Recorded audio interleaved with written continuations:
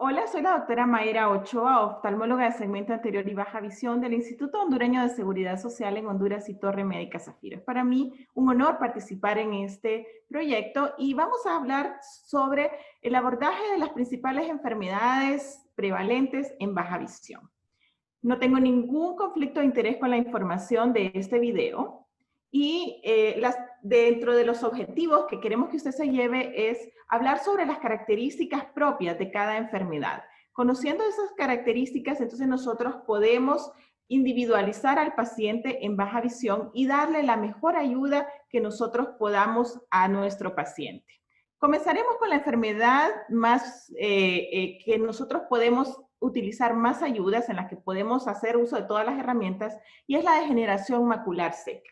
La característica en la seca es que el paciente tiene zonas de retina sana y zonas afectadas. Entonces el paciente muchas veces cuando inicia la enfermedad se queja de muy mala lectura, sin embargo a nosotros muchas veces no nos correlaciona con su agudeza visual y esto es porque él cuando lee en casa, lee con texto continuo y nosotros muchas veces en el consultorio el examen que le hacemos es con texto aislado. Entonces es muy importante la parte funcional de la degeneración macular central seca. Gracias a Dios la degeneración húmeda es muy poco frecuente, ¿verdad? Sin embargo, tiene una afectación mayor, puede ser repentina si la neovascularización sangra o cuando hay tratamientos, ¿verdad? Con láser y esto, entonces puede haber una mayor afectación. Entonces nosotros necesitamos en estos momentos donde la enfermedad está avanzada, utilizar la retina excéntrica, que es la retina sana. Por ejemplo, ¿cómo vamos a nosotros manejar nuestro paciente? Mejorando la iluminación. Nos vamos a ir de menos a más. Pacientes adultos mayores pueden necesitar hasta 3 veces mayor iluminación. Y cuando nosotros mejoramos la iluminación, estamos disminuyendo la cantidad de magnificación, la cantidad de X que nosotros necesitamos darle al paciente. Entonces, mejoremos la iluminación. Utilicemos una buena refracción, porque al mejorar la refracción, nosotros le vamos a dar al paciente velocidad lectora. Incluso podemos, un paciente, por ejemplo, de 50 años, darle adiciones hasta 3, 350, y lo único que tenemos que hacer nosotros es adecuar la distancia de trabajo. Entonces, demos mayores aumentos y adiciones. ¿Por qué nosotros no damos entonces, cuál es lo que nosotros queremos? Mejorar con la magnificación la intensidad del contraste. Tenemos una diapositiva aquí tomada del doctor Byron Polanco y él a su vez de la doctora Leonor Falle, donde ustedes pueden ver hasta dónde nosotros podemos tener éxito cuando utilizamos la visión excéntrica. Ahí tenemos visiones tan buenas si nosotros utilizamos la retina sana hasta de 20/60, de 20/100, como el ejemplo que nosotros tenemos ahí, donde hay una afectación central, pero si nosotros le enseñamos al paciente ver por esa visión excéntrica, tenemos 20/60 que podemos alcanzar. Nosotros en afectación central muchas veces necesitamos prescindir de la binocularidad. ¿Por qué? Porque hay competencia muchas veces entre por dónde mira este ojo y por dónde mira este otro ojo. Entonces, no siempre vamos a utilizar el ojo dominante, sino que el ojo que mejor ve. Y vamos a suprimir el ojo que tiene más afectación. Entonces, tenemos que explicarle esto muy bien al paciente, pero vamos a tener una mejor funcionalidad como el ejemplo que tenemos aquí cuando neutralizamos el ojo que peor lee. Cuando ya la enfermedad está muy avanzada, como hablábamos de la degeneración macular húmeda, necesitamos hacer uso de ya la tecnología, circuito cerrado de televisión o estas lupas electrónicas como las que ustedes pueden ver ahí, en donde ya el paciente puede tener un mejor desenvolvimiento. Y la edad no importa, ¿verdad? Tenemos que tener claro que nosotros podemos introducir tecnología aún en pacientes mayores. Hablemos entonces de la diabetes, una enfermedad muy presente en estos días. ¿Cuál es la característica principal de la diabetes? Fluctuaciones en la visión. Paciente que tiene cambios en su glicemia, entonces esto induce errores refractivos, puede tener hemovitrio el paciente y entonces de un solo puede perder la visión y luego mejora. Inflamación en la retina, ya sea en la periférica o en la mácula, y tratamientos que también pueden darnos fluctuación por daño parcial o permanente de los fotorreceptores.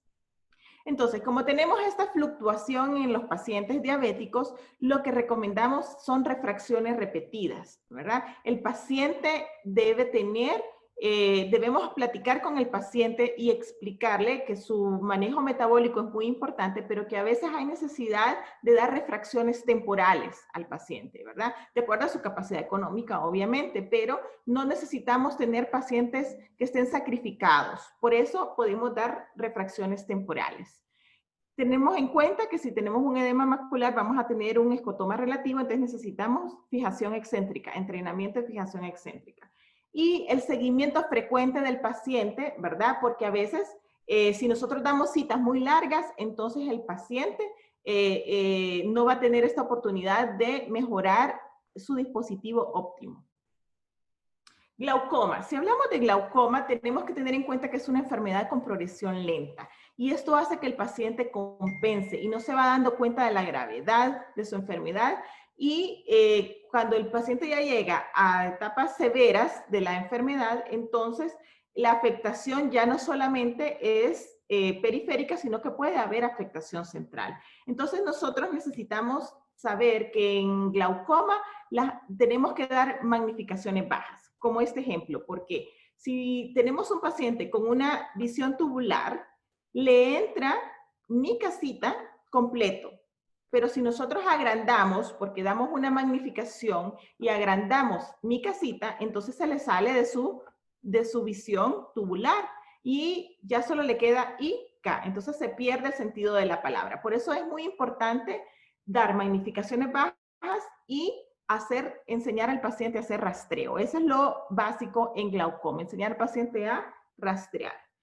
El contraste y la iluminación se degradan al aumentar la magnificación, como lo vemos aquí también, ¿verdad? Ya se vuelve más gris, se ve menos negrita la palabra. Entonces, aquí ya tenemos que utilizar también, como en las otras enfermedades, cuando ya son graves, tecnología. Luego, en glaucoma es muy importante tener en cuenta las ayudas no ópticas, orientación y movilidad, o sea que con ayuda del psicólogo nosotros debemos introducir al paciente el bastón, ayudar en su casa a iniciar contrastes, cosas tan sencillas pero que son importantísimas como una gorra, visores, lentes de sol. Todo eso es parte del tratamiento en glaucoma y nosotros tenemos que hacérselo entender al paciente.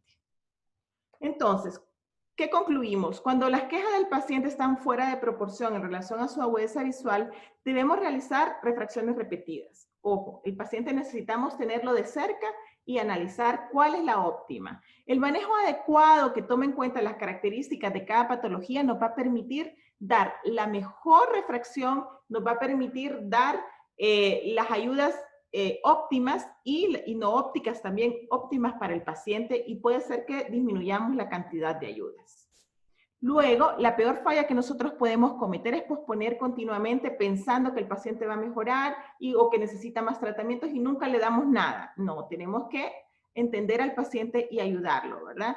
Es crucial que se introduzcan los dispositivos a pacientes en una etapa temprana para desarrollar habilidades. Aunque el paciente todavía no tenga un curso avanzado de la enfermedad, tratemos de introducir tempranamente para desarrollar las habilidades y esto nos va a ayudar en el futuro.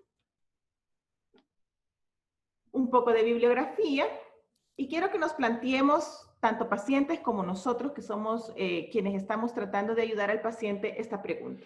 ¿Cuándo fue la última vez que hiciste algo por primera vez? Este es el punto de partida tanto para nosotros, mantenernos estudiando, y el paciente cambiar esa forma de ver y poder tener un mejor desenvolvimiento en su día a día.